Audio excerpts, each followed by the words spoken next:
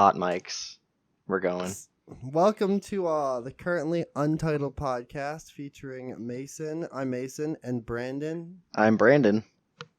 What's the up, currently dude? untitled podcast. I think that's gonna be the name that we're gonna swing, that we're gonna roll with, because It's a good name. I mean, it's not the most creative thing to call like a project, like untitled project, but in it's itself, a mood. the currently untitled podcast title gives it a title, so it's kind of like this ironic paradox. I mean, that's definitely been done before, but like it's not. No, man. It's not. It's definitely been done before. I can. Oh, think I'm of sure. one in particular, Positive. But it's not. It's still kind of. It hasn't been overused. Is what I'm trying to say. Is that it's still a funny thing as long as like currently untitled. I like it. I like It's it. currently. Let's keep it. All right. Yeah. So what's up? What's up, man? How was your week? Nothing much. Let's see. So when are we starting? From Wednesday? What did I do Wednesday? What did you do Wednesday? Think I worked Wednesday. That was the short day I worked. Where do you Let's work? see.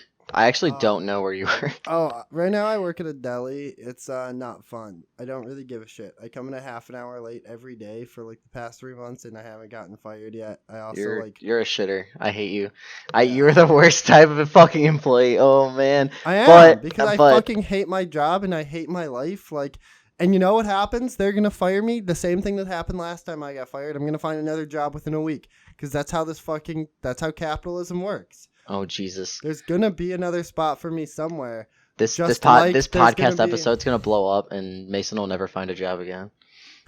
What? That's what's gonna happen. Like, here's the thing with capitalism, right? So your job is completely replaceable, but what people don't understand is that for you, the job is also replaceable. Finding a job is not hard. When No, I've been we're all gone expendable. unemployed, when I've been like, we're expendable, but as a job, they're also expendable. Right. Because my downtime after I let go like seasonal from UPS, I didn't actually look for a job, but after I started looking for a job, I found one like within 3 weeks. Then I quit that job because it was terrible, and I found a job 0 business days off because I didn't show up on Friday.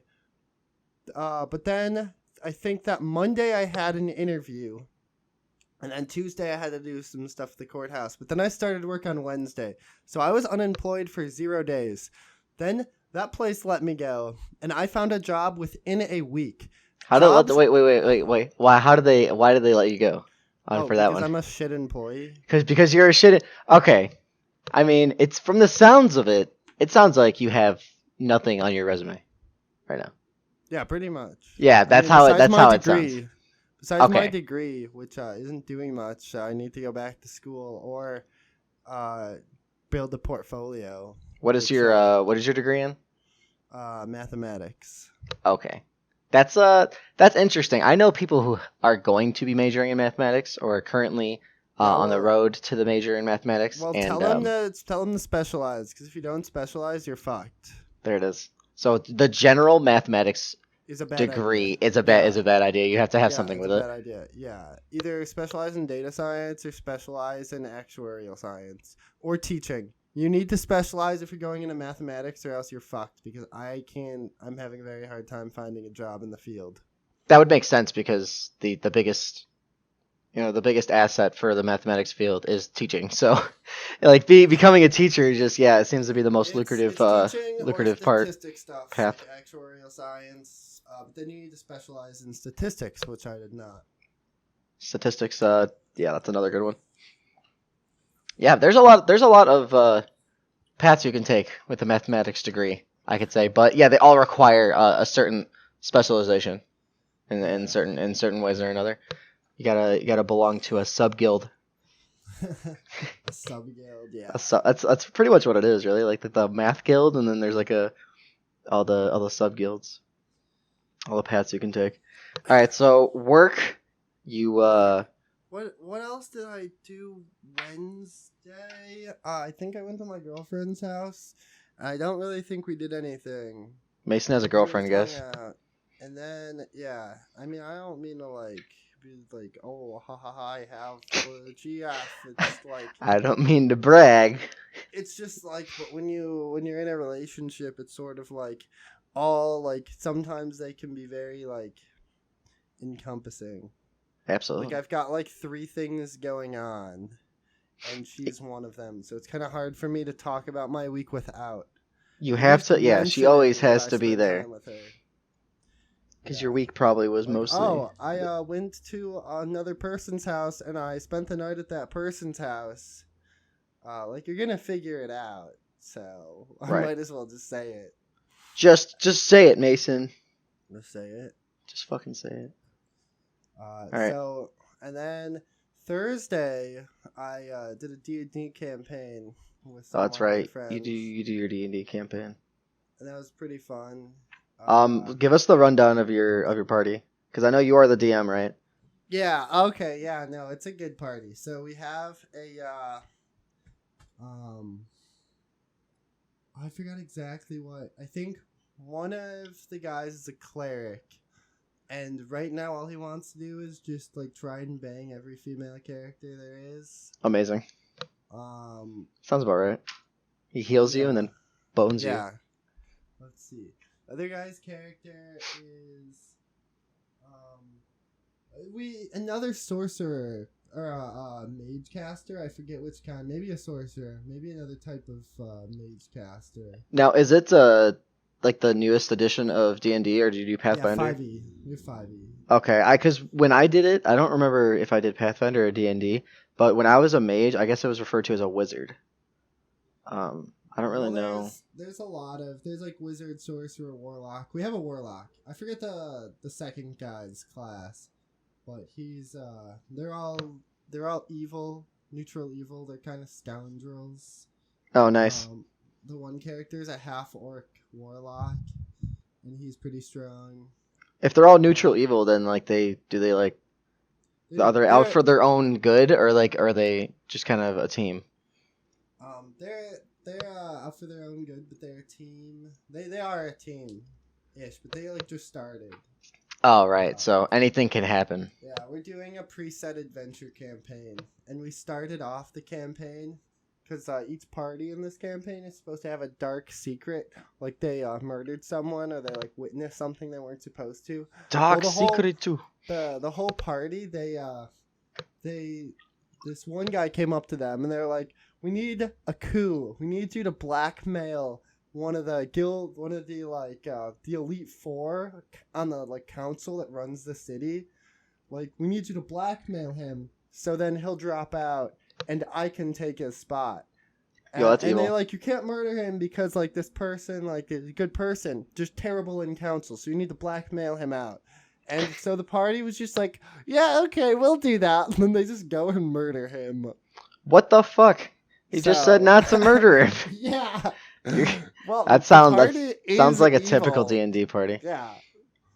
The party is evil. I'm just scared that this evil campaign will just evolve into them like murdering and pillaging whatever they want. Oh, I wouldn't have it any other way. Truthfully. Well, I'm just worried there won't be any depth because, like, when people that's think right. Evil campaigns, they think just murder and just kill. So hopefully there's going to be some depth with these characters. And hopefully they have personalities beyond just let's murder and beat the shit out of people. Well, unfortunately, that is entirely up to them.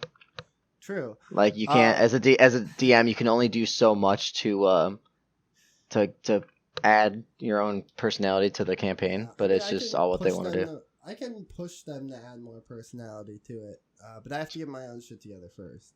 I remember there were DMs actually that would give bonus experience for good dialogue, like if you talked correctly, like how you're good role playing, I guess as a whole. There's a mechanic, I think it's called inspiration. Like I can give you an inspiration die if you do a good role playing, and you can use that at any point to like cash it in and like do an advantage roll. Oh, that's sick. Yeah, that's like awesome. That that's comes in built handy. into 5e. Yeah, but like usually if someone wants something that they like shouldn't have, like if they want to start with something extra, I'll be like, tell me a good story and I'll give it to you.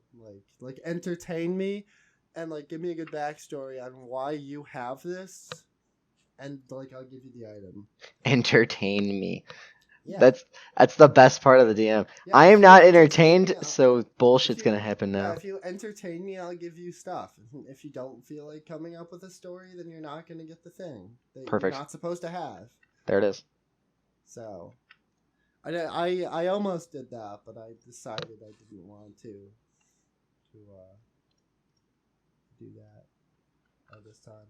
So, and then I have an NPC which is joining the party. But the thing about Nice. NPCs joining the party is every single time the party just treats that character like shit, because it's like not because these characters represented by a player. But Right. when you Well, have an yeah, NPC, naturally.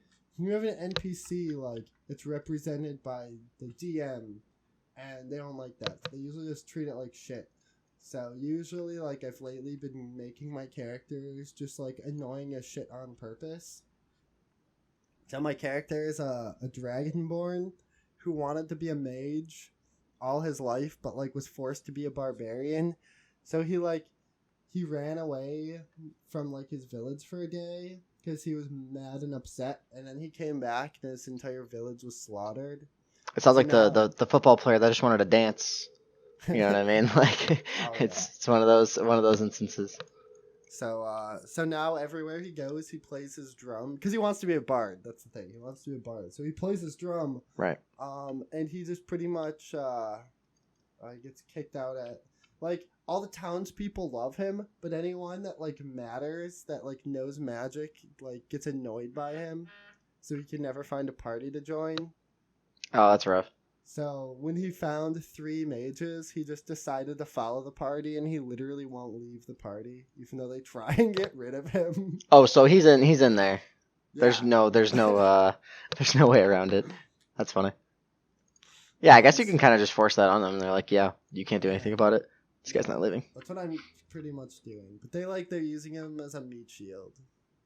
Yeah, that's pretty much what you got to do. Yeah. Bards have their own special place in my heart because I did run one at one time, and the things you can do as a bard, you can like you're very cunning, very high. I don't know how high the charisma is of this bard, but it's always a plus. Yeah, well, he's not a bard. He's a barbarian, but he wants to multi-class into a bard. So. Oh, he just wants to be a bard. That's what it is. Yeah, A would-be bard. Once he reaches level 3, he's gonna be like, I want to be a bard, and he's gonna start multi-classing. Wow, you can multi-class at level 3. You know, multi-class whenever. You can multi-class at level 2. But then Crazy. level 1. So. Yeah, so it would just split experience if you really wanted to, right? Or you can just pour all your experience into another. You have a total level, then you have class level. So he'd be level 2, and he'd be a level 1 bard, level 1 barbarian. Right, okay. That makes more sense. At early levels, it's super weak because, like, your character doesn't actually become, like, usable until level 3.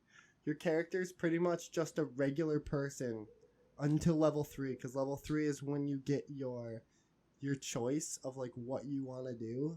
You get, like, the split where you get to subclass. So, pretty much D&D sucks until you get to level 3. So usually like D&D sucks. Mason said it. You heard it I've here. been trying to blow past level 1 and 2 and just get characters to level 3. So I feel like if you're gonna start multi-classing, it's gonna be after level 3 or 4. Because I think level 4 is when you get a stat increase. But Oh, so there's certain advantages to doing it at certain levels. Well, like if you're level 2 barbarian, you might as well want to take, and you level up, you probably are going to want to take level 3 barbarian because you get so much shit at level 3. Right. But like level 4, you get a stat increase, and then level 5, I think like you get to like, you have your rage, which is a level 1 ability, you get to use that like one more time, and that's all you get at level 5. So like, once you reach level 3 barbarian, you might not want to rush to get to level 5 because like it's still gonna be a while. So you're gonna want to rush to get to level 3. But then after that, if you want a multi-class, that'd be a good time to start multi-classing. Now, this is a question I'm gonna ask. Um, Running the risk that your campaign members might listen to this. Are you going for the full wipe? Are you trying to kill these characters? Because I know there are some DMs that come into certain campaigns like with the goal, I want to kill this whole campaign. You know what I mean? So what are you thinking? Right now, I think they would know this. I am trying to keep them, like, if they die, it's probably because they did something stupid or risky. I'm not trying to kill them. Right. Like, I don't like killing characters, but if they decide they're gonna go up to the final boss just way under leveled and they want to challenge him anyway, they're going to die. Yeah, you're not going to pull any punches. If they're like, I'm going to jump off the bridge and start flying, I'm like, you can't fly. And they do that anyway. They're going to die. Or if they get into a really bad, if they're like surrounded by enemies and then they don't come up with a smart way out of it, like if they just try brute forcing it, they don't try and think outside the box, I might be like, okay, like, you're going to die if you keep doing this. Like, I'll probably warn them if I would help. Yeah, here, but I'm not trying to kill them. I don't know. I feel like there's some instances where you just want to make it as challenging as possible. Of course, you want them to enjoy the game, yeah, but my friend Tom, this is not his first campaign. So, right. Like, if his character dies, I wouldn't feel too bad. But there are others. His roommate, I don't really know. He's not. I can't tell if he's taking it seriously or not, because there are some points where I feel like he's role playing, and there are other points where I feel like he could care less and he's just along for the ride. But my roommate, this is his first, besides the other ones we've tried and like stopped, like that we've never like continued. This is pretty much his first campaign, so I don't want to kill a character or a character whose player, like, this is his first like real character or one of his first characters, because that'd put a sour taste. It'd be like, oh, my character can just die. Yeah, that's a thing. That is a thing. Now when we're talking about role playing here, have you ever done any other like type of have you done like LARPing? Have you done that shit? I've seen videos of people doing that all the time, and I'm always like, dude, that's it's crazy. I've done like role playing on message boards. Like back in high school, I tried getting into this, like, it was like Pokemon role play where it was like, it wasn't like role playing with people, but it was like you'd write stories, and like if you wrote a really good story, like you could end up with like you had to write a story that was like 4 paragraphs long to get your starter, and then you could start battling people. You gotta have your lore set before you do anything. Or it was like a text-based, like, it was the Pokemon world set in text-based. And, like, you I don't know how I feel about that. People through chat rooms. It was cool. I tried to get into it, but I just, I never ended up writing the story that I wanted to. So I never really got into it. But I did some other, like, posts on that. And then, but, like, LARPing, not really. Yeah, that's it. Always looks an interesting. And for those of you who've never seen the famous YouTube video of the man with the lightning bolts, quote unquote, in his hands, LARPing, and he's throwing them. He's lightning bolt, and he's like acting like he was actually shooting lightning bolts out of his hands. And I thought it was the funniest shit ever. But turns out there's these people that take that shit really, really seriously, and they do not like it when you make fun of them. So. I mean, to each their own, but I was not aware that there's a portion of people that take that shit really seriously. Role playing is serious business. Sometimes, not all the time. But yeah. So what else? What else you do with your week? So that was my Thursday. That was pretty fun. Then Friday, Thursday I started listening to this artist who kind of the artist name is LS Dream. Kind of sounds like Space Jesus or Liquid Stranger, but those last two, they're both really shitty people. This guy, I don't think so. Plus, I like his music a lot better. Like, it's like low bass music. Like, I don't know how to describe it. It's like, what's the genre? Does it have a specific genre, or what do we? Let me look it up. I know I'd call it bass music, not quite dubstep. Okay, because I know you're a fan of the wub wub. I guess is a good way of saying it. So I'm only gonna assume that that's what we were talking about here. Um, the genre it's giving me is just. Let me try.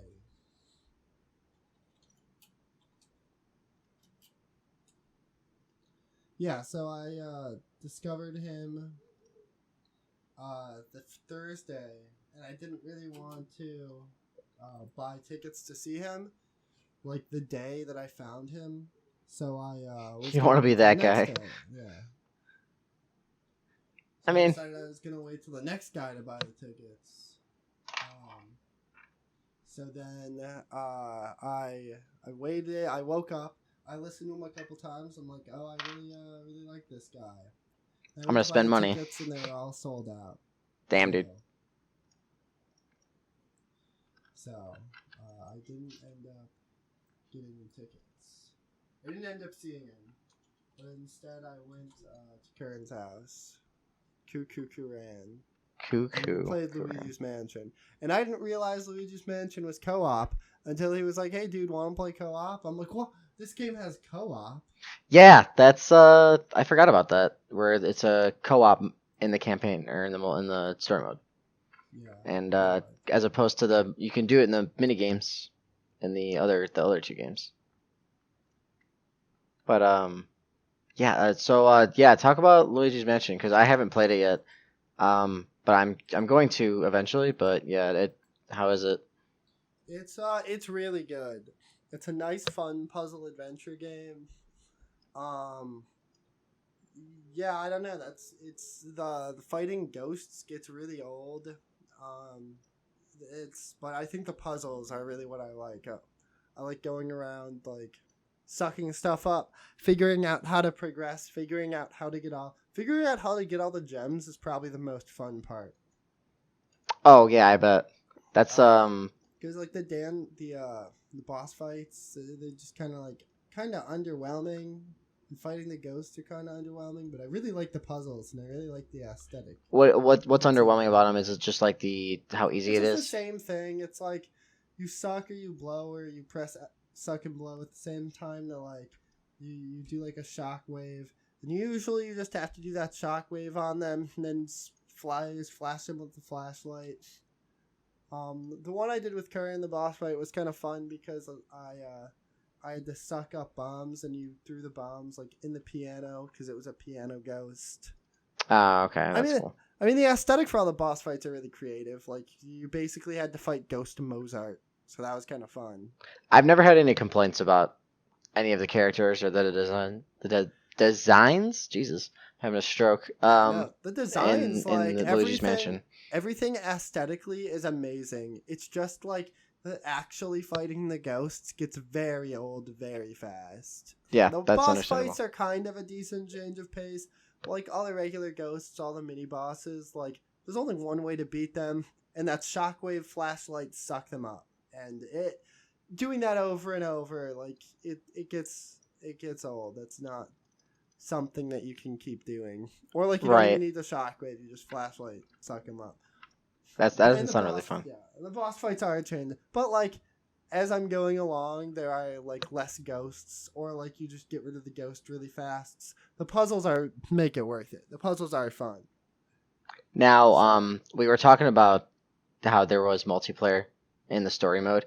Are there some parts of the story mode that like you can't play unless there's two of you guys, or like there's a certain maybe like a secret that you can get to like with two people, or is it really kind of separate? Well, there's nothing that you can do in multi co-op that you can't do in one player, like by yourself. Okay. Solo mode because you have your Gooigi for Smash, right? So you Oh God, basically yeah. create like you ever played Pikmin 2 or Pikmin 3? You can control like there are two guys and you can control two people. You don't control them at the same time, but you switch off between them. Yeah. That's It's basically the what you do zapping with- system. That's yeah, what that's it's called. what you do with the zapping system. Yeah, that's what you do with Gooigi. You can control Luigi, then you take control of Gooigi while Luigi just sits there. So that's how you do puzzles in solo mode.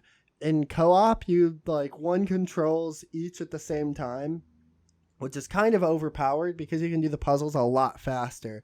Yeah. Because like in one solo mode, you have to wait for a person to walk all the way somewhere, and then the other like goo guy has to walk somewhere else. But in co-op mode, you just like all walking around at the same time, and you both And then it works explore at out. the same time. Yeah, so it's a lot faster, and the ghost fights are a lot easier. But like the ghost fights weren't hard to begin with, so it's Yeah, I've always considered Luigi's Mansion bosses to be. I mean, it's a Nintendo game. Nintendo games aren't known to be like it's not excessively hard. the story, like the main thing isn't hard, but like finding all of the like doing all the puzzles and finding all the gems is really where like the hard mode is. Like Yeah, if you there's want some a good puzzle challenge, games, and if you want a challenge, you have to find all the gems. That's really like you really that's have to all there like is. know the mechanics, and you have to use like your tools in like outside the box ways to do some of these like gem puzzles, and that's really what I like. Oh. But, yeah. So, okay, so there's But I give it story like right, mode. right now. I'd give it like an 8, just because I think it's too easier. Like it's too easy, so it sort of just kills some of the replay value because the boss fights like aren't necessarily hard or challenging. Right. So you But it's a have you fun finished game. it, or have you? How close I'm are on, you? like I think they're like 15, they're 20 levels, and I'm on like level 7 or 8. I think I'm about Okay. halfway through. So you're about halfway, but you're gonna finish it eventually. Yeah, I'm gonna finish it eventually. Okay. I was playing it. I went over when my girlfriend fell asleep yesterday. I just pulled it out and started playing. So Awesome. And as far as like the mini games go, it's just like still the same old shit, right? I haven't tried the mini games yet, but I think so. I'd I know you imagine can they play up wouldn't to 8 change too much. players. That's sick. I know you can play up to 8 players in the mini games. So. Okay. Awesome. So I mean, yeah, there's presuming that stays the same. It's probably still a solid game. So overall, you said you gave it like an 8. Yeah. That's fine. That's fair. Go out and play it. Go play Luigi's Mansion 3. Yeah. Go get it right now. Just kidding. All right, what else did you do? Let's see. I think I found the genre. I think the genre for the artist I saw, I think it's called freeform bass. Oh, right, you were looking for that, right? Yeah. Freeform bass. I used to not like it, but now I like it. Sounds very interesting. Yeah, so then, let's see. So Friday I played Luigi's Mansion. Saturday I went to a show, which was like, who was it? Who did I see? I do not know. In sound, it was like funk, bassy funk, electronica. It was a good show. I got a little too drunk, but, yeah. Getting a little too drunk at the electronica show. Yeah. Typical Mason. Before I left, I played a game called The Line. So this is how you play the game. So The Line by Mason. So By Mason. You go in your apartment, right? Okay. Go and gather every single like substance that you can. So like all your booze, all your weed if you're a weed person, all your Weed kratom people. if you're a kratom person. All your much crack, anything- all your stuff. Anything that you would consume to get you lit. And if you use caffeine pills to get lit like I do, you put those in the line as well. You take everything and you put it in the line. Whatever order you want. Usually I do hardest to softest just so like it acts as a natural tracer. So first you got your shots, like vodka, Fireball, and then you got like if you got any wine, like I had a Capriccio, or like your Four Locos. And then you got your beers, and then you got mixed drinks, and then you got sodas. And then after you're done with the soda, you can like, what we used to do is we put like a bowl at the end of it. So you'd go through all these drinks, and then you get to take a hit from the bowl. I'm not condoning any of this, by the way. Do not condone I'm it. not condoning anything illegal. Absolutely If it's not. legal, you can do whatever you want. I'm just saying that if it's legal and responsible, Yeah, we you encourage can we encourage safe drug use. safe, responsible use of substances. Um. Anyways, you take all your legal substances and you put them in a line, and you just go through the line however many times you want. That sounds awful. I will say that. But that's the thing is that you only do stuff that you already have. So like, if you're drinking anything you don't like, that's because you bought something that you don't like. That's a good point.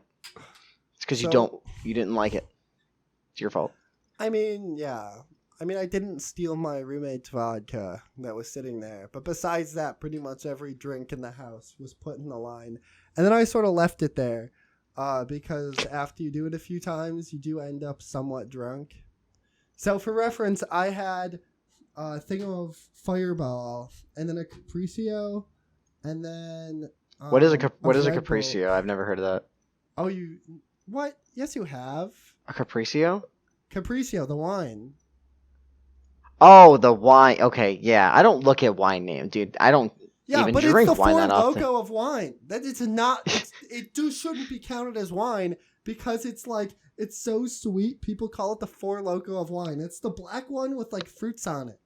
I know Oh, for right, a fact yeah. Allie has bought it. Yeah, and I didn't enjoy it at all. We've only had it like once, I think. But yeah, that was She bad. didn't? Okay. It was pretty strong. Anyways, But yeah. so the line. Yeah. How So many the line. trips I down think the line did you do? I think I did like 4 or 5.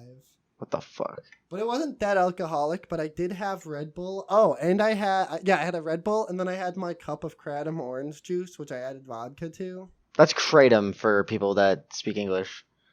Kratom? What did I say? You said kratom. Kratom? Yeah, my Kratom. Kratom and orange juice. I feel like your ironic language sometimes just seeps through your actual conversations. Maybe. Perhaps. Might be the culprit. Anyways. So yeah. So I went through the line like 5 times. This time, I went through it like 5 times. Absolute mad lad. But yeah. It's a game I play when I'm hosting. And I don't know. I used to do it in college and I haven't thought of it. Mason's still in college. I mean, He's never getting out of college. Like I definitely act like it sometimes. More power to you. Let's see. So I went to the show. That's a It was lifestyle. pretty fun. And then I had work Saturday, Sunday. I'd work Saturday. Then went to the show. Then I'd work Sunday. And then I don't know what I did Sunday. If you don't know what you did, then you were probably too drunk to remember. I think that's a good rule of thumb. Yeah, well, it was just so boring that it doesn't matter. You just erased it from your memory. I do that sometimes. With my days off, I'm like, this fucking sucks. Yeah, and then Monday. And then Tuesday yesterday I saw the Konosuba movie, and that was pretty fun. Konosuba. So I've heard of this. It's an anime. It is an comedy anime. So basically, in a bunch of isekai, the story starts because the main character gets hit by a truck, so he gets sent to another world, right? Right. Well, on this one, he sees this girl who's about to get hit by a tractor, so she pushes her out of the way and almost gets hit by a slow-moving tractor, but he doesn't get hit, but he does have a heart attack and dies. What the fuck? But if it's a slow-moving tractor, I mean, you Yes. could have He gotten died out of a the way, heart right? attack. Yeah, he could have. What And the fuck? She wouldn't have died if Strange. She would have just. He just did a heart attack. It was a good. But yeah, that's the show. So the movie was just like a continuation of it, and it was focused around best girl Megumine. Megumine. Megumine. Sounds Megameme? She's Megumine. nice. Megumine. Sounds like waifu material. Yes, it was pretty good. Overall, what would you give it? Out of 10 anime figurines. Maybe an 8 or a 9. I don't know. I've been getting a lot of 8 or 9s lately. 9 anime figurines out of 10 for Mason 9 on anime Konosuba. out of 10. Oh, jeez. I'm stretching. I hope no one can hear how hard I'm stretching. Shit. Edit that out. What? Edit out my stretching. That's what I just said. Will do. All right. So that was, what was that, Saturday? Yeah, no, that was Tuesday. That was yesterday. Oh yeah, that forgot was we yesterday. did Sunday and Monday, so we'll just skip past those. And you did watch a certain Richard and Mortimer Oh yeah, that's what I did as Sunday well. night. Monday night was Rick and Morty. That was pretty good. That was like Rick and Morty. What season is this now? 4. Is this the beginning or the end of the season? See, I'm like so cut off from like the actual It's show. the beginning. It's the premiere. Okay. And walk us through it. So the thing I read, so it starts off with basically there's a limit on Rick, so he like can't do whatever he wants. Like he can only go on so many adventures. Okay. So they go on an adventure and right away Rick just dies. So then these like nanobots come out and turn into a hologram, and the hologram's Rick is like, yeah, you gotta revive your Rick. And Morty's just like, yeah, I'm not gonna do that. And I absolutely love like the tone that the season is going, because before Morty was like, yeah, Rick, I wish Rick would just fuck off.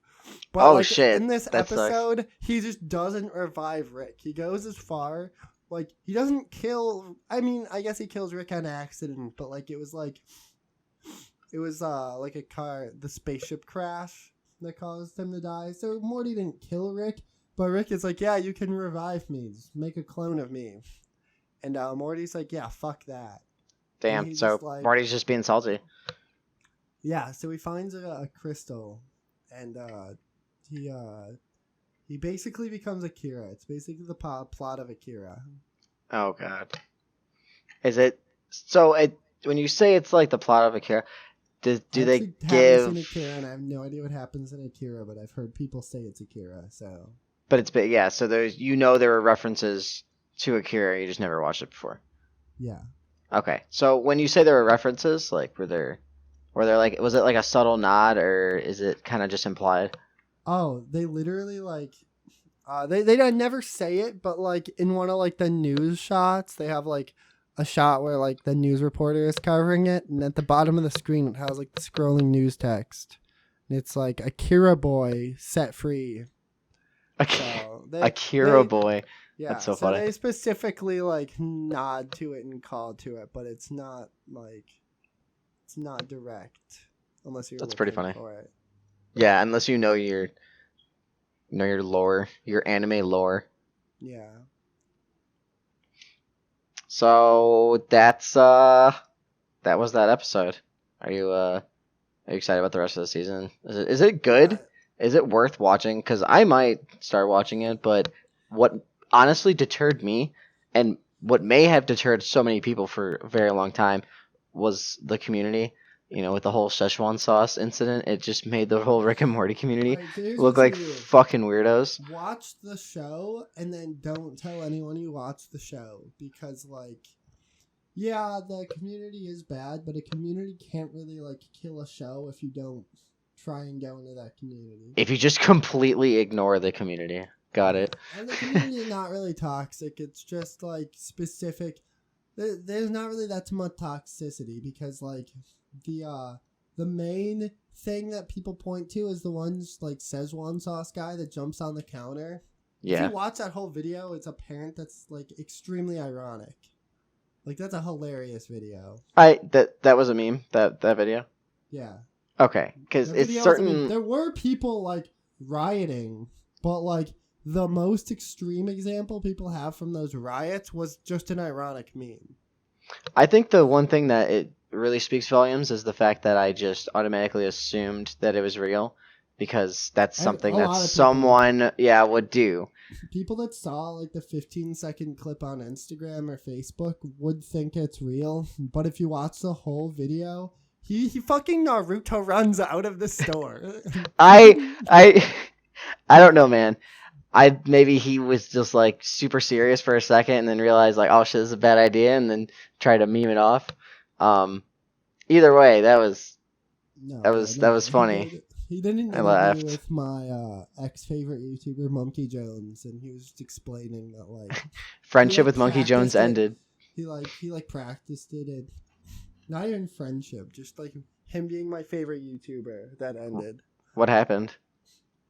He got kicked off of YouTube, and instead of continuing to make good content, he just did really lazy streams, and then he stopped making content for months altogether.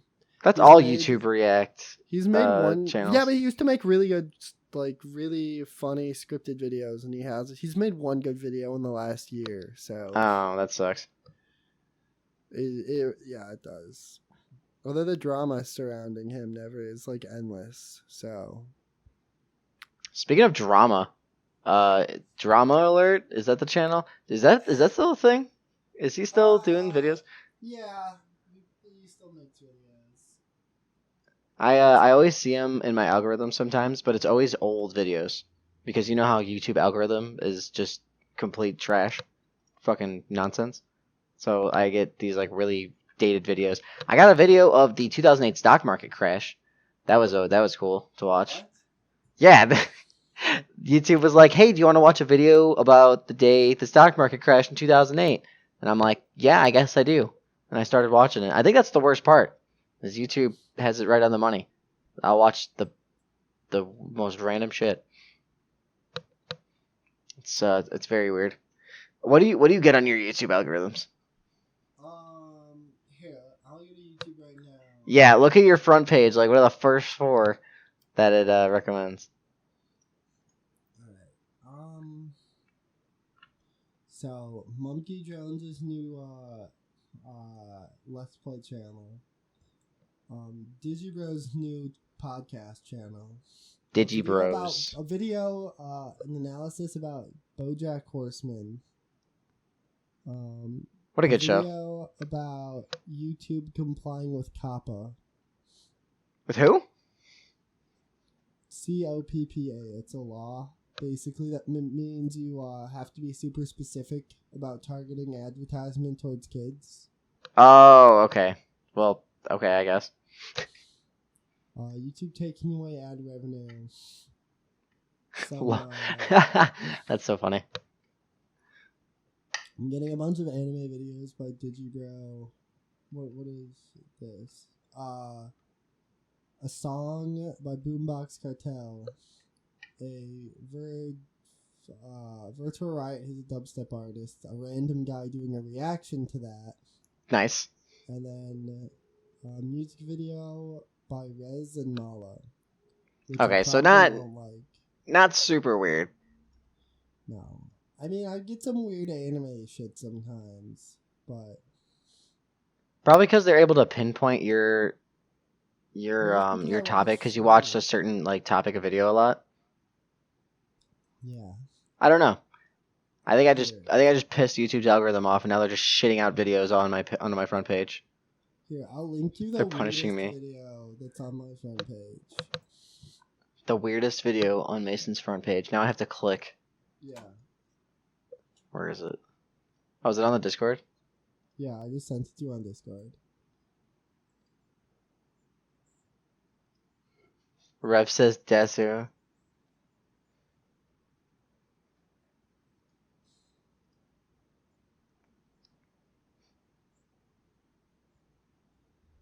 Oh god.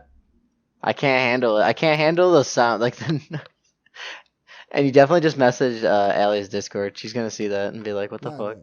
She's gonna think it's for her too, which I think is the funniest part. Because that is definitely something that she would enjoy. It's just the Joker scene mashed up with Cautious Hero. Yeah, that's like that's always been a staple meme template, is just mashups of 2 different pieces of media. Yeah. It's instant hilarity because it just creates these 2 memes. I had Or a creates really this good one meme out idea of 2. for one, but I never actually made it. What was it? It was have you seen the Pokemon Detective movie? Detective Pikachu? Yeah. I have not, actually. So there's not to.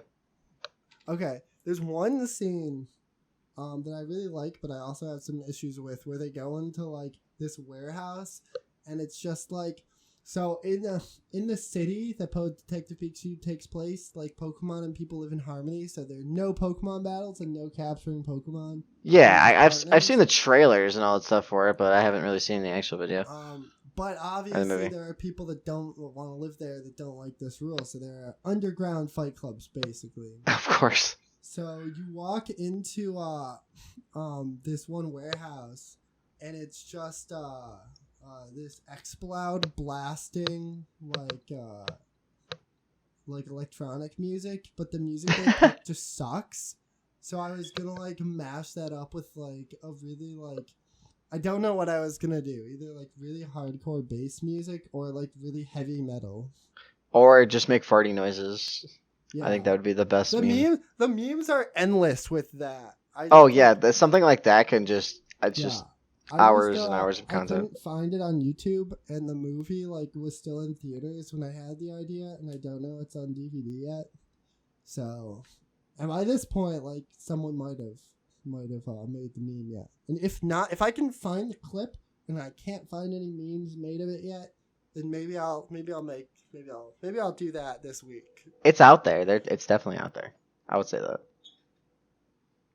Well, if the movie hasn't been released on Blu-ray yet, it could possibly be copyright claimed. So How would it have not?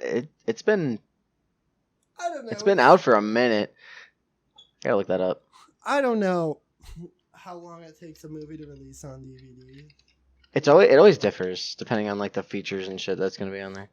Yeah. Is Detective Pikachu on Netflix? Okay, that was the first question. Yeah. Yeah, it's out. It's out now. Oh shit! Maybe I'll try that. Go get it.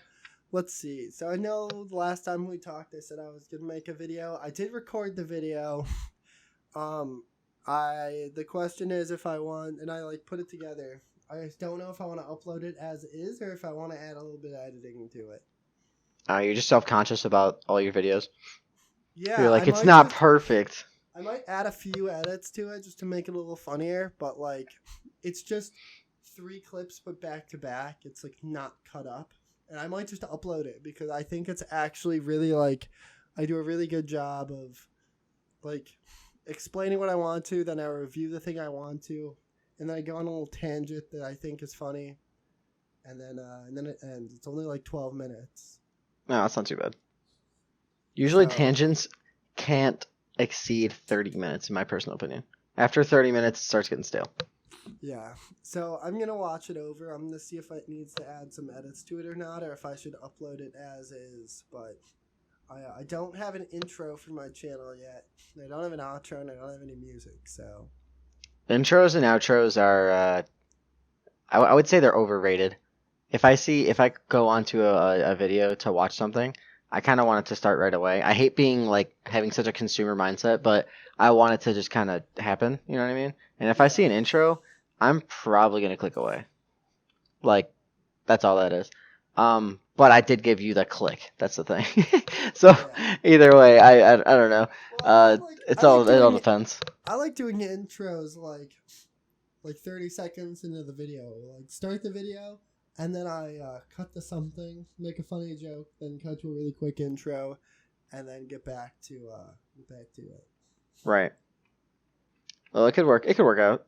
We would all have to see. Probably just fuck around with different intros and outros. Yeah. Ones that aren't super long. I guess if for an intro, I don't really know what the recommended length for that would be. Yeah. Probably like 5 seconds, right? Yeah, that sounds about right. Sounds fair. All right, so that was Sunday. Well, that was my week. Yeah, Rick and Morty was Sunday, and then after that, it was pretty much it. It's pretty much all I had to talk about, unless you can think of anything I forgot.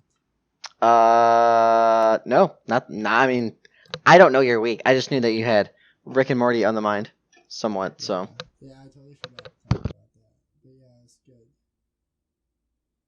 Show is good. I had to mute my mic real quick while I ate an Oreo. All right. Ate an Oreo? Yeah, I ate an Oreo because I had one on my desk for the longest time, and I was staring at it while we were talking. It was very tempting. I'm surprised I made it this long.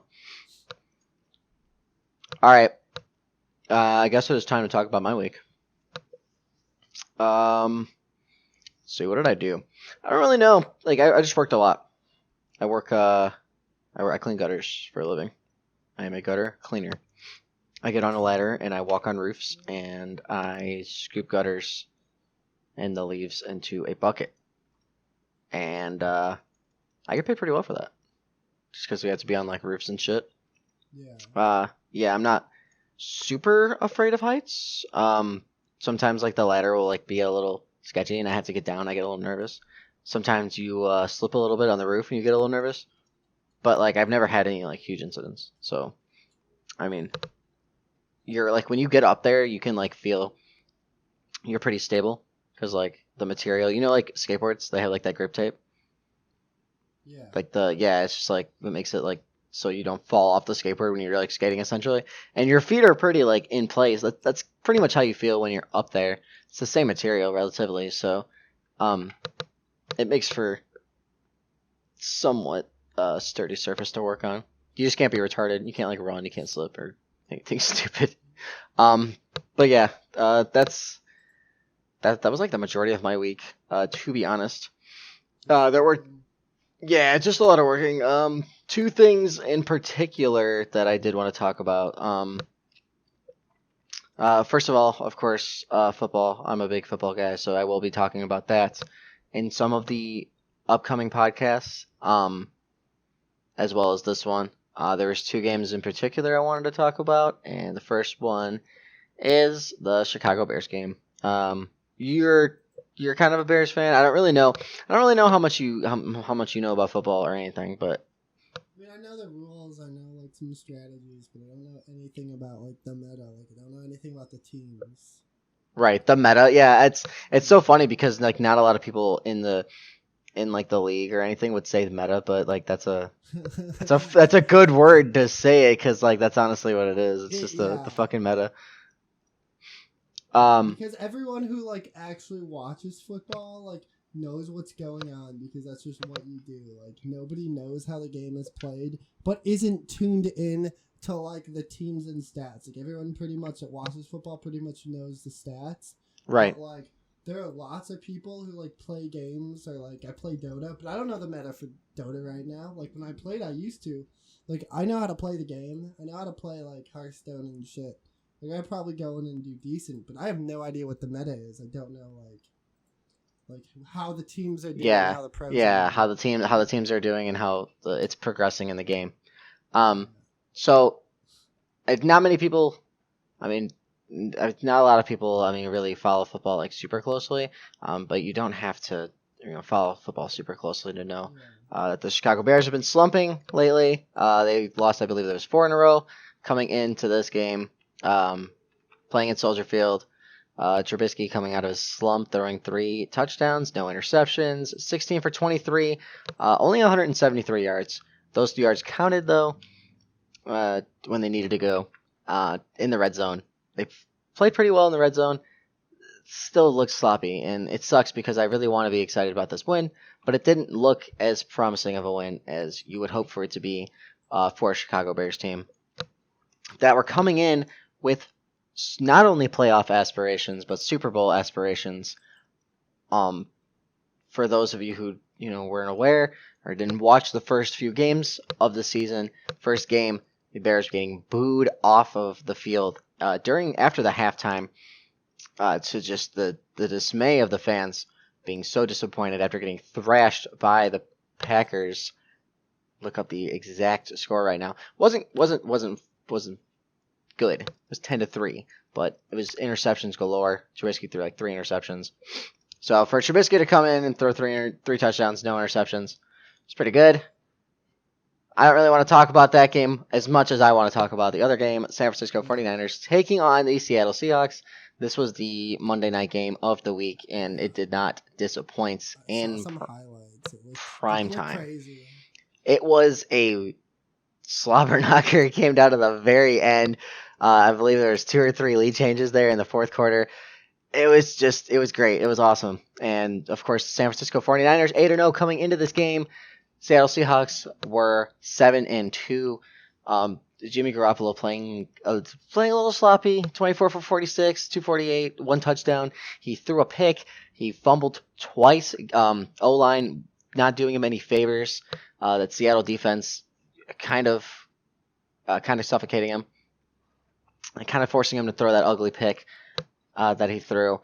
Russell Wilson, though, I mean, what can I say? He's throwing MVP numbers right now. He's 24th for 34 for the day, one touchdown, one interception. As much as I want to say, like, the 49ers are probably going to be the NFC candidate for the Super Bowl, I mean, just playing how good they are playing. Bozo's playing out of his mind. Defense playing just historic defense right now. Jimmy Garoppolo finally playing at the caliber that everyone expected him to play when they got signed.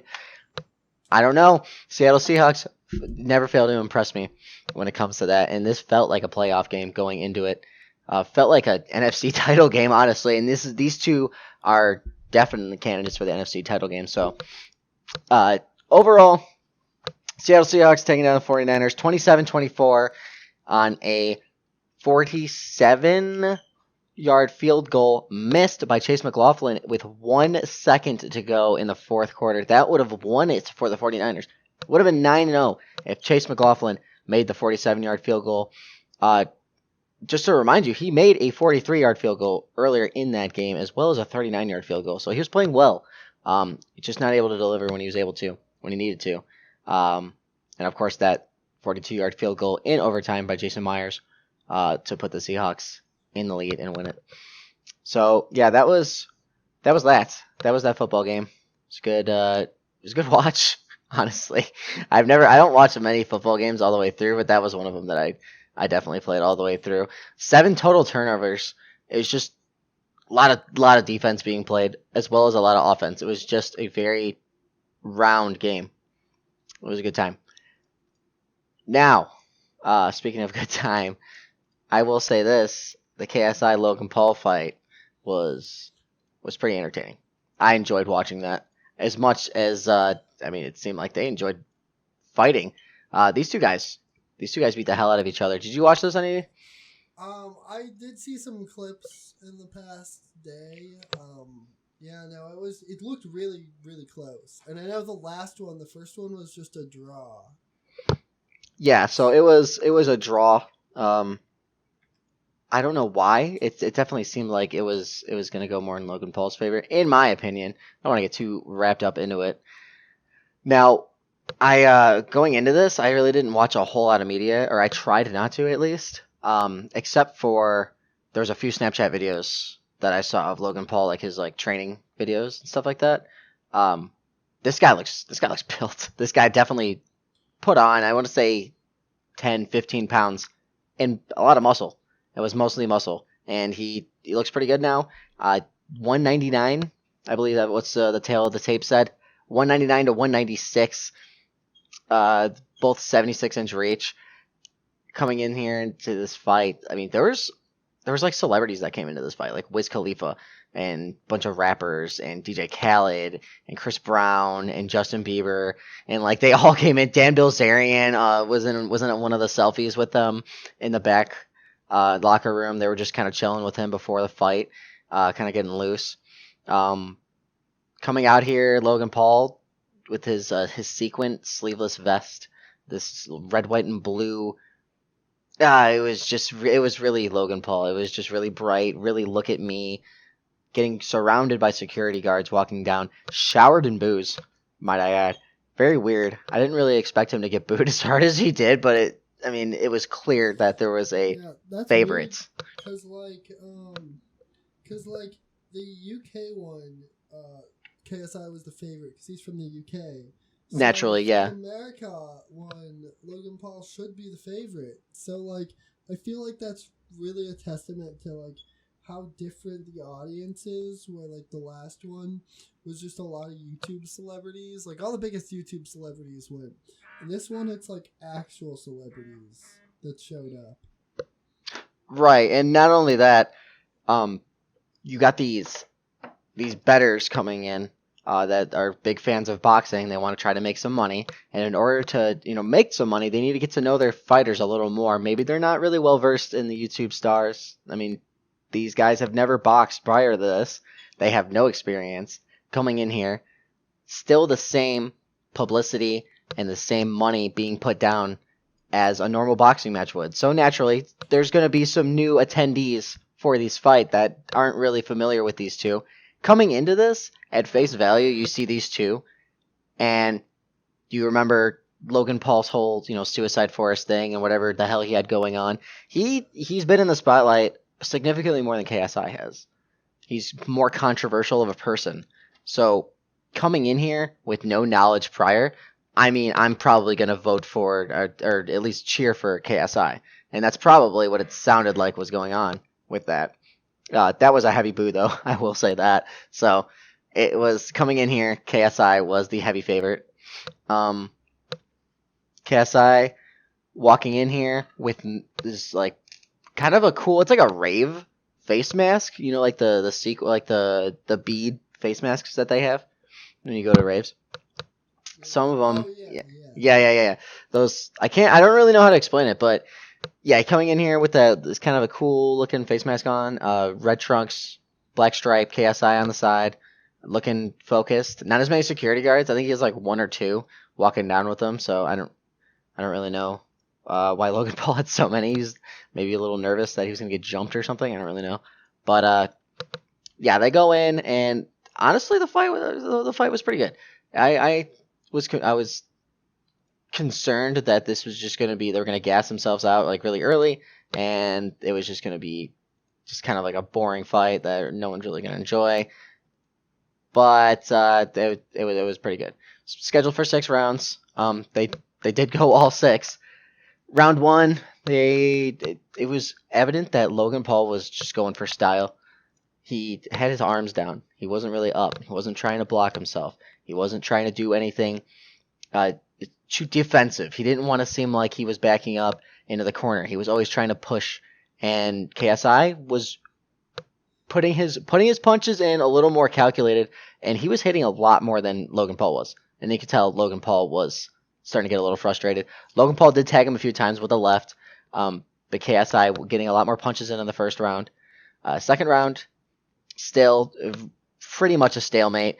A lot of good combinations coming in. KSI coming in with a few combinations. Logan Paul a few times had a hug in order to break it up, and KSI never did that. That's one thing I did notice is Logan Paul had a hug a few times, maybe getting a little tired, maybe getting a little winded, because he did miss a few of these combinations early. So it was that a lot in the first fight. Like whenever KSI, I guess, would become. It was like Logan Paul, I think, had a little more reach. So whenever KSI would come in close, Logan Paul would just close the gap by hugging him, and that would give them a little bit of room, as well as giving them the distance to break up. And right. KSI that really pissed him off, but yeah, definitely. It was a good strategy for Logan Paul to do when he needed a breather.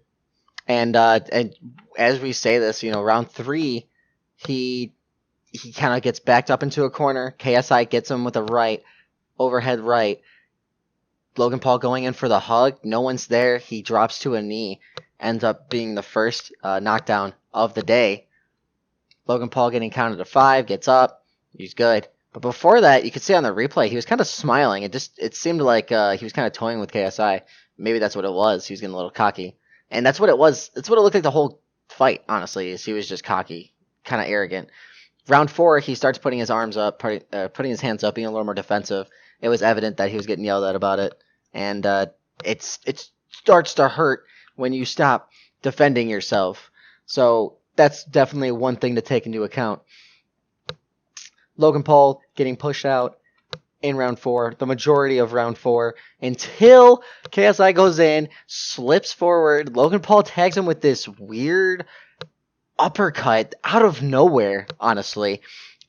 Locks him up, and suddenly he takes his left glove, wraps it around KSI, and starts hitting him with the right. that is an illegal move. Ended up getting points taken off for that because he was on his way down while that was happening. So 3 points, 2 or 3 points, I believe, were deducted from Logan Paul, which, this such a close match like this ended up being the deciding factor when it came down to it. Round 6, they were just so tired, so gassed. They were just going for broke at this point. A few punches landed, and all of a sudden KSI comes in with this good combination, this left-right. He's just swinging for the fences, following him around. I believe Logan Paul went to two of the 4 corners in order to run away from KSI. He was tired at the end of this round. KSI definitely won this round. Early rounds were going to Logan Paul, but KSI overall ended up winning this fight by decision in the 6th after the 6th round. And it makes you really wonder how close this fight was before those points were deducted. If Logan Paul really just kind of composed himself and knew what to do in situations like that, and kind of stopped being so arrogant, maybe this fight would have gone in another draw. This fight was a very good fight. Call it what you want, call it rigged, yada yada. KSI definitely getting cheered for when he won. Definitely enjoyed it. Definitely he deserved it, I guess is a good way of saying it, because he looked pretty good out there. He looked like he knew how to fight. He had his hands up the whole time. He threw his shots in when he knew he could. Logan Paul, it was obvious he was a little too cocky, and I'm not going to be honest with you. This just looked like another gimmick for him, coming in with his bright trunks, red, white, and blue trunks, the sequin vest, the surrounded by the securities, a very look at me aura about him, and that's the YouTube persona that got him famous. But this is a boxing ring, and this is something that you have to have the skill to do, and it's evident that KSI had a little more skill in this one than he did, and KSI takes it. So it was super close. Yeah, very close. I did it here because I've been following the aftermath more than the actual fight. Apparently, Logan Paul is going to appeal the call, I guess, because I guess you can do that in boxing. Can you? I didn't know that. It's you can appeal the council. I don't know exactly what it's called, but basically, because he lost points, grabbing his neck at some point. Yeah. And there were a few other punches that weren't counted. They're gonna try to appeal it because he lost by 2 points, and he got a 2 points penalty, and people are saying that maybe penalty shouldn't be counted. Okay, so it would have been a dead tie if it wasn't for that. Yeah. Okay, well. And some people say the penalty was bullshit. Some people say it was just. And KSI responded saying that he got a knockout that wasn't counted, but I don't know about that. The knockdown should have been counted. Truthfully, it was legal what he did. He hit him and he fell, and he wasn't able to stand because of the hit. I'm surprised that that wasn't questioned. Well, maybe that's something that also needs to be appealed. Because if that gets appealed and gets approved, then Logan Paul definitely loses. But I don't know. The thing that bothered me was Logan Paul just couldn't accept. He was like, oh yeah, I had an off day, I was sick, I'm gonna appeal. If he would have just said oh yeah, I'm gonna appeal, but if KSI wins, he wins this time. He would not accept that. He was trying to BS as much Johnning as he could. That's just the the arrogant attitude that he has. Yeah. It's just, what are you gonna do about it? But overall, it was an admittedly entertaining fight, and they'll probably make a third one. I can't imagine them not. This made a lot of money. Yep, I'll see you next year, because that's gonna take 12 more months to set up. Oh yeah, this is gonna be another drawn out process, another huge long marketing gimmick. And it's going to make a fuck ton of money like it did this time. And people are going to watch it. That's probably the worst part. The fact that I watched it and that they're making money, they're eating that shit up. But there is one like downside to this, I guess, and that is now they are under the impression that they can fight at a professional level. I believe in both of those, in 2 interviews from their respective sides, they were both quoted saying something along the lines of, "I can fight. I can fight with the best of them. You know what I mean? I can fight with the pros." And that's it's insane to even think about, to even fathom, to have that much confidence and that much cockiness in yourself after just a simple publicity stunt. Because let's be real, that's what this was. And that's it's kind of irritated a bunch of actual boxing legends and stuff like that. I believe there were, I don't know exact names, but there was people, saying like basically just slow your roll, relax, like it's not how that works. So who knows? It's I've seen people who were never boxers or MMA fighters, suddenly just go from their original occupation to an MMA fighter. Some people, that's how that works, but Yeah. other people, they just they don't know until they're on their back, getting fucked up in an actual boxing ring or an MMA fight. Yeah. I mean, fortunately for these two, they don't need to become professional boxers because they already make bank being YouTubers. Right, but when you look at somebody like I don't know, maybe like CM Punk, because I know CM Punk, and there was talk about Logan Paul and CM Punk were gonna fight maybe, Yeah. which I guess would make sense because CM Punk is so garbage at MMA. Might as well go to boxing. Who knows? But with CM Punk, previously didn't have any experience. Yeah. He was a wrestler. Yeah, he didn't need to either. Honestly, he had money from WWE. He still had that contract. They had guaranteed money owed to him, so he was fine. But he was just, for some people, they just want to do something different and they want to try something. Unfortunately for CM Punk, that was not the good move. Yeah, So well, they get too cocky. Like CM Punk was like, "Oh, I'm WWE. I could definitely be in the MMA." When they're two different worlds. yeah, absolutely. But with saying that, there are a few people that made the transition to maybe I don't know, WWE to MMA, and were successful with it. Like there's Brock Lesnar, Bobby Lashley. Those two made it. They did pretty well. It was all right. I mean, albeit those two are actual monsters. Those are units of a man. They're not human. They take some kind of growth hormones and eat 8,000 calories a day, and will probably kill me one day.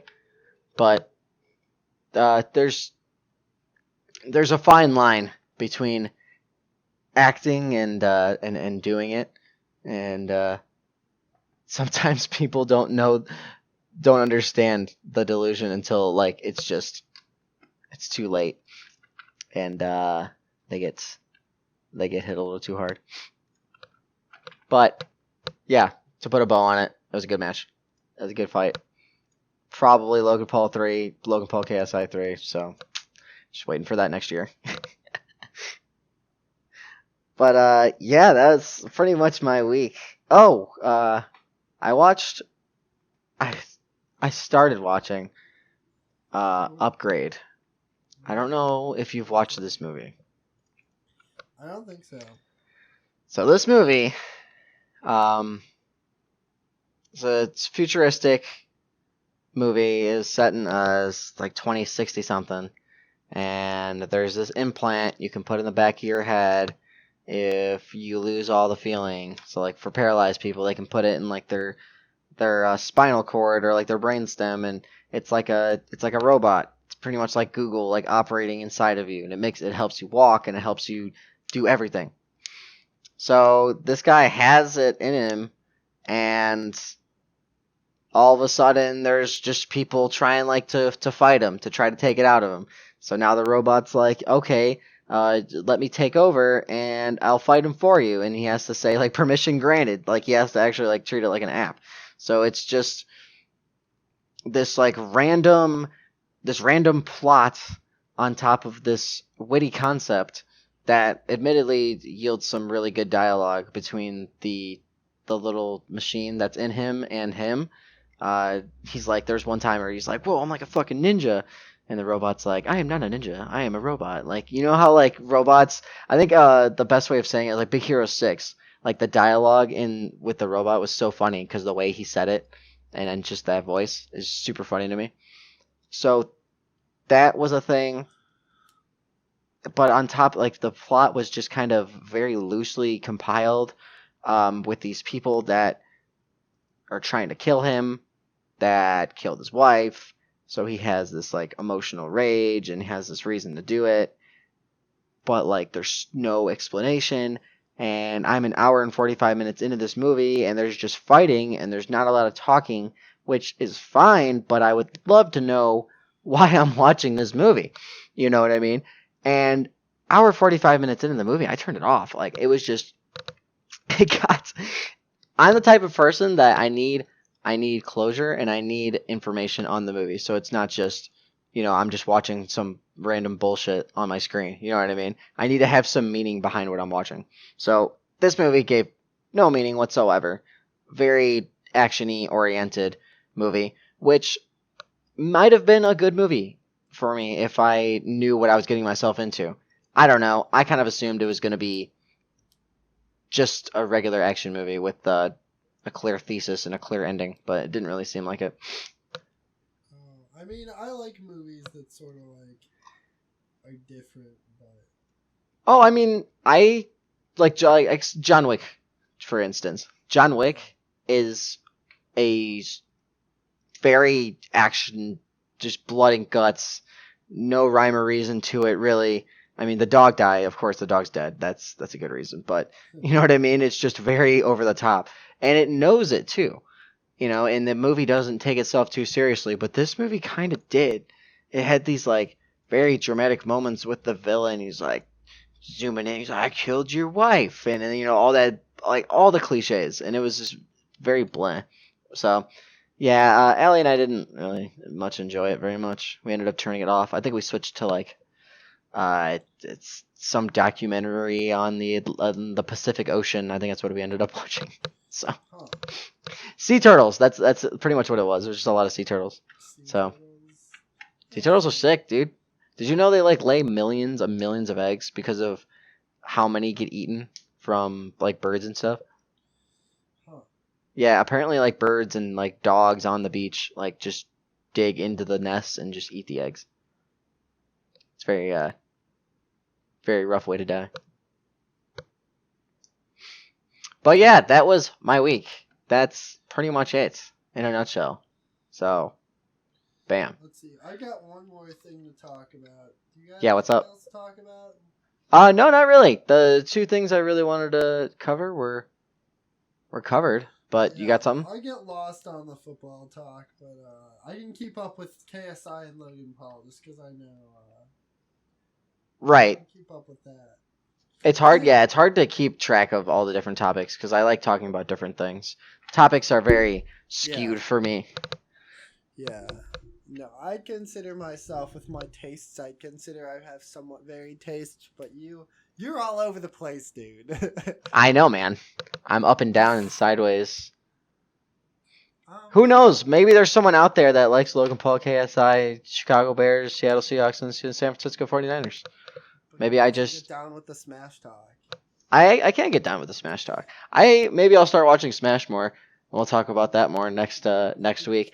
Did you see the new character? Terry? Yeah, Terry. Oh, yeah, that is good. right.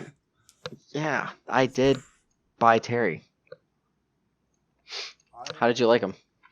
I haven't played him yet. I played against him. He seems a bit good. But it's like I kind of like the fact that it's a good character if you can learn all the moves. But right. Like not learning all the moves, he's like not that good. I kind of like that. Kind of like classic fighting game style.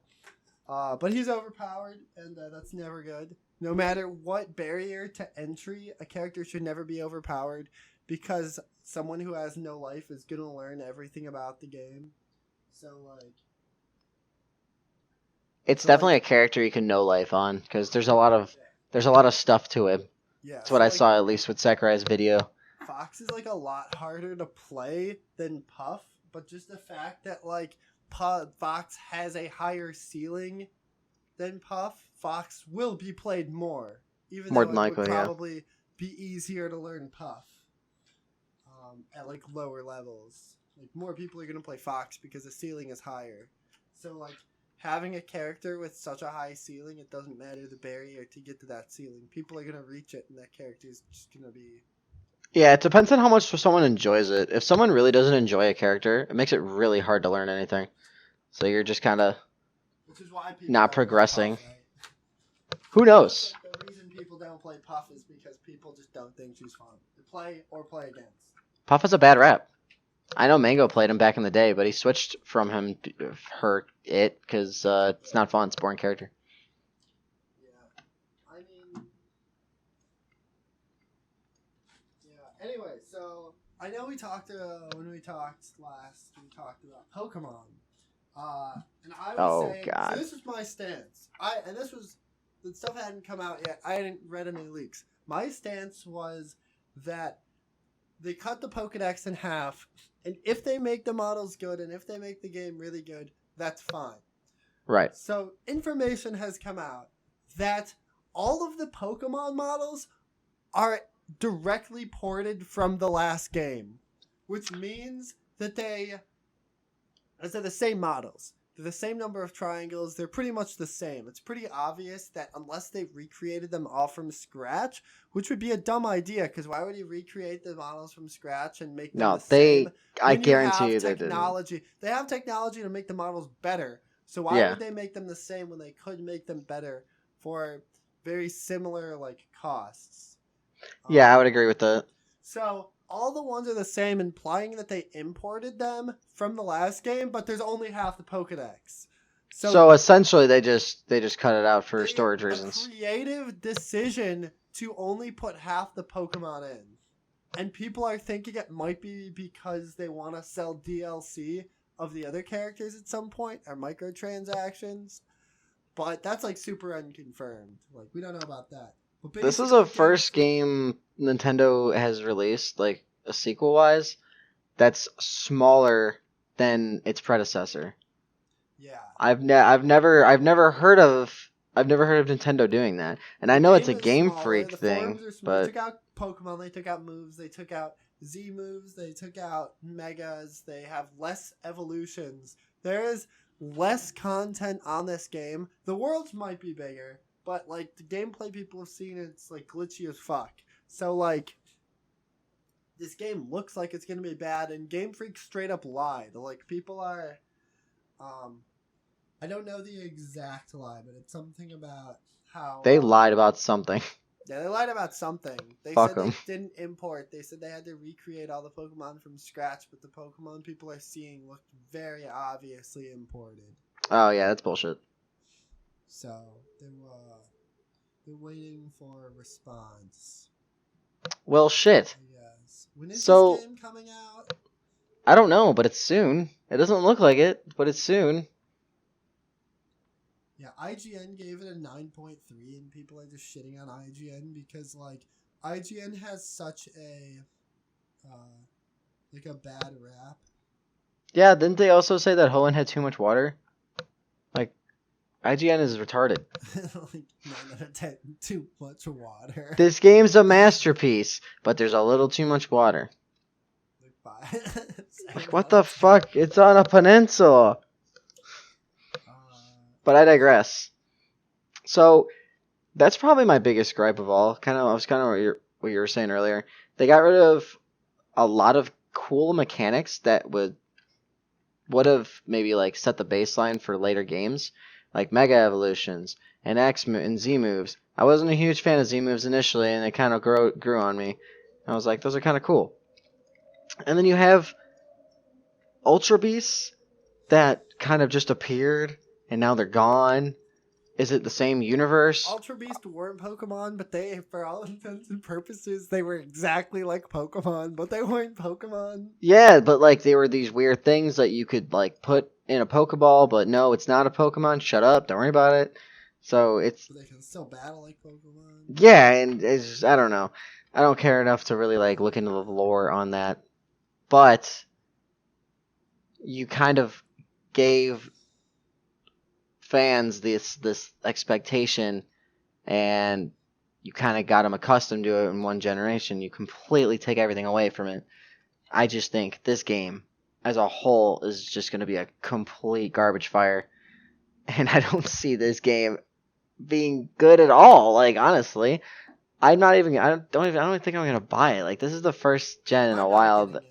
Yeah, this is the first gen in a while where I just completely am not interested in it. Yeah. Unfortunate. Also, all the reviews are super good because everyone's afraid to give it a bad review. That's the thing. Oh yeah, it's Pokemon. It's supposed to be good. It's like Call of Duty, you know. All Call of Duties get at least an 8. It's like, just this game seems like it sucks, but all the reviews, like the Reddit has like compiled a bunch of reviews, and they're all really good. They're all of course they at are. least 7s or above. Yeah, they just cherry pick them. Unfortunate. Well, I mean, what are you gonna do? I guess I'll just keep playing through Hollow and Sinnoh for the next 6 years of my life. Till Gen 10 comes out and blows my ass away. Or whatever remake or whatever remaster they do next. Genuinely do not know. I honestly think after this game, they're probably just going to take a little break and they're going to be like, wow, we're fucking garbage at developing Pokemon games now. Kind of need to step back and see what we need to do to fix things. But who knows? Who knows? Maybe I'm overreacting. I'll play devil's advocate. Maybe I'm super overreacting. The game's all like, I can't even lie. This game's going to be awful. I can't even lie. I can't even do it. Damn it.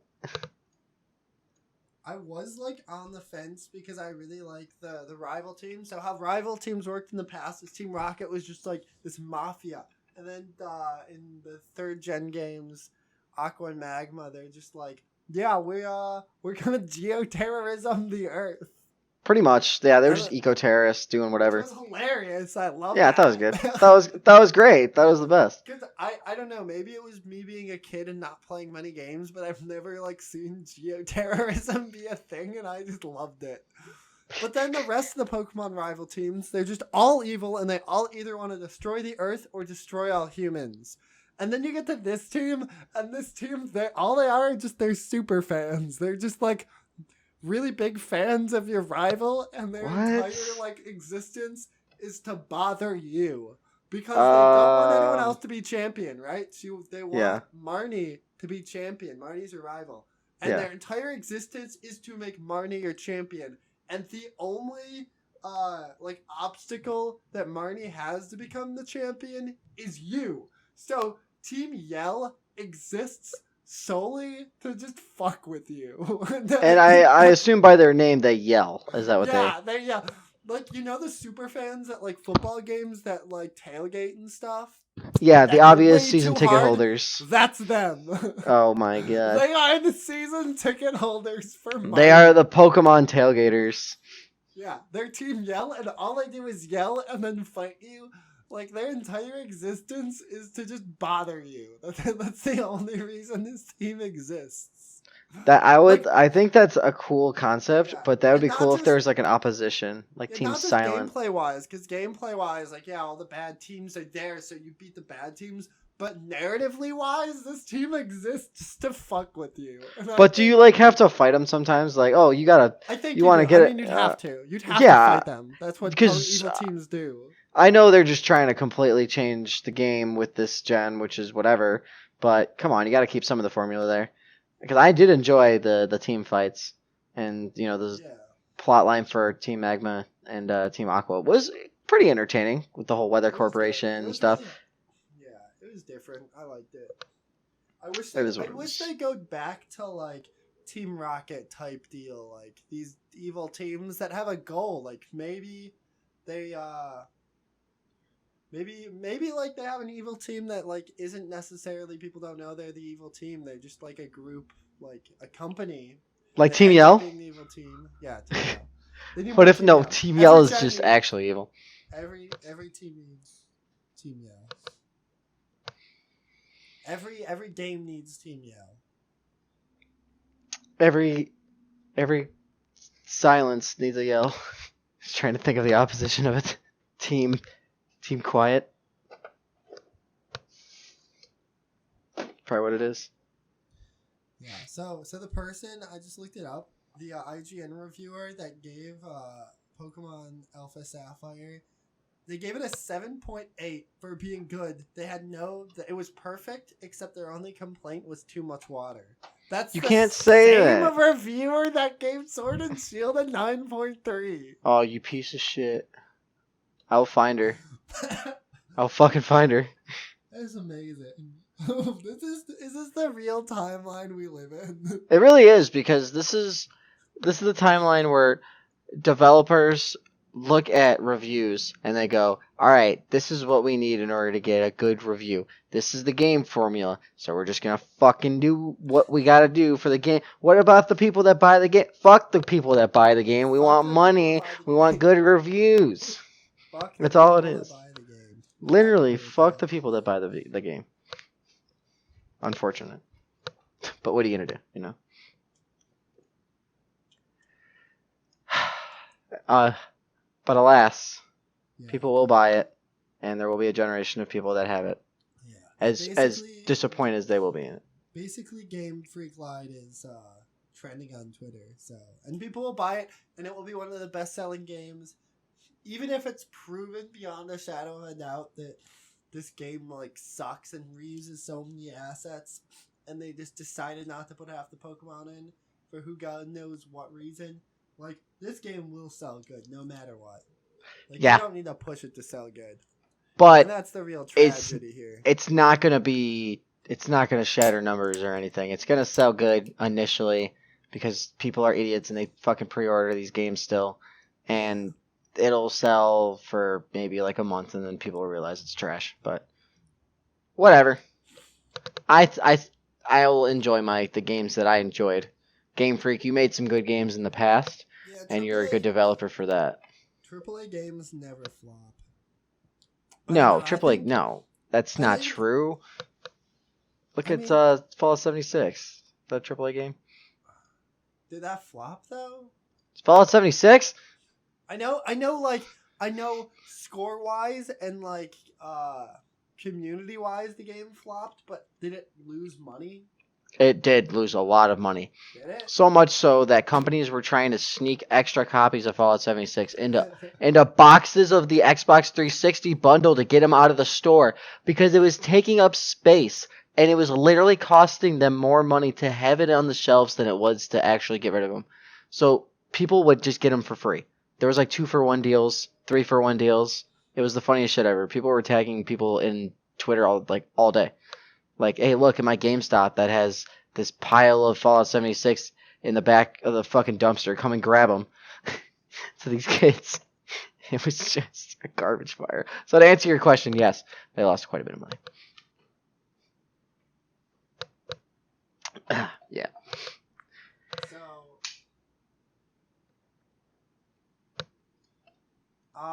well, it cost them $100 million to make, and they probably made that money back because it sold 2.6 million copies. Yeah, but how many of those copies got returned? Because they offered refunds. So that makes you believe that they, I would say 60% return rate is fair. I don't know about that. You gotta remember, there's a lot of people that just like get games and just throw them to the side. Like, there's probably a ton of people that got the game, played it for like a weekend, and never touched it again. They didn't even return it. Yeah, I guess you're right. They really just kind of wanted to repress it from their memory completely. They're like, don't even look at me. But yeah, I don't know. If I paid $60 for that game, I'd fucking go get it back. Yeah, I don't know why 76 didn't like. I don't know when it became a meme that it was so bad. Like before it came out, but also that was aimed at like teenagers. This is aimed at kids. Like parents are gonna buy it for the kids. The kids are gonna love the game because it's a new Pokemon game, and that's gonna be that. If all the older adults, which they're not, but if every single person that understood why the game was bad, let's say like half of them, let's say people in high school and above could understand why the game was bad and didn't buy it, I don't even think that would be half. That's, you know what? Okay, you got me there. That is a good point. Like, Because if there they are returned, kids on yeah, like under 7th or 8th grade that really don't have much of a standard in terms of video games. yeah, and They're the Fortniters, you know what I mean? let's say we can compare Fallout 4 to Fallout 76. Fallout 4 sold like what 15 million copies to Fallout 76 2.6 million. Okay. So, like obviously the like I don't know. They're probably kids that play, but probably not as many adults. So like yes, a bad game does have that effect, but like you also have to keep in mind how many kids play this game. Like when you Quite a were a bit. kid, how often did you return a bad game as a kid? I didn't. Not me personally, but there were a few Like, games that I told my mom, I was like, this game's awful. We just yeah, return. But I rented a lot of my games because that's my, fair. yeah, I had the N64 and I would just rent at the Family Video. It was right across the street. It was so sick. That's true. Shouts But to like, Family Video. but as an adult, I look at like reviews. As a kid, I just got hyped. Even when I was in college, I'd get hyped about games and just buy them right off the bat. Until my friends are like, "What are you doing? You gotta read reviews." So start reading the reviews, and I've been buying a lot less games. That's pretty much what happens. If you deter yourself from playing video games by looking at the reviews, you'll never play video games. Yeah. What's the last game I played? Luigi's Mansion, which people actually loved because it took like 6 years for a sequel to come But out. yeah, that's a given. I mean, how can you fuck up Luigi's Mansion? Like that's just a fun game. Also, it's my aesthetic. Luigi is my aesthetic. I can't. Even if the game was asshole, I'd still buy it. That's a good point. Yeah, that's Just to they have have the game on my shelf. Luigi has a fan for life with you. Yeah. I hope you understood it. I bought a Harvest Moon game, but I mostly bought that because I wanted Riley to play a Harvest Moon game, but that Harvest Moon game sucks. I regret buying that game. I've never played Harvest Moon. Is it just like a Have you farm played Stardew simulator? Valley? Yeah. Okay. Yeah. Stardew Valley probably does it better. Literally the same shit. Yeah. So, that sounds looks like it's about it. We pretty much covered everything we needed to cover, huh? Yeah. We recovered everything. We recorded it right. Yeah, we did this yesterday. A little more spur of the moment, and there's a big lack of communication about how dude, we were recording. The biggest lack of communication. So much lack that I didn't get recorded. That yeah, I it didn't exist. it. For all intents and purposes, it didn't happen because there's no proof that it happened. I have one half of an audio file. I'm not even sure if I saved it or not. But it's there. Yeah. Well, this one would go up Sick. on all of your iTunes and YouTube. And Spotify, maybe no. I think you have to pay money to get a Spotify account. I also think you have to pay money to get an iTunes account. Oh. Well, it'll be on YouTube, that's for sure. It'll be on YouTube, probably just that. Alright, plug time. Twitch.tv/OG Taco Tuesday. I stream sometimes. You're probably watching this channel on my channel, but the Lamb Squad. The squad of lambs. Yeah, I don't know. I have nothing to plug. Not that. That's it.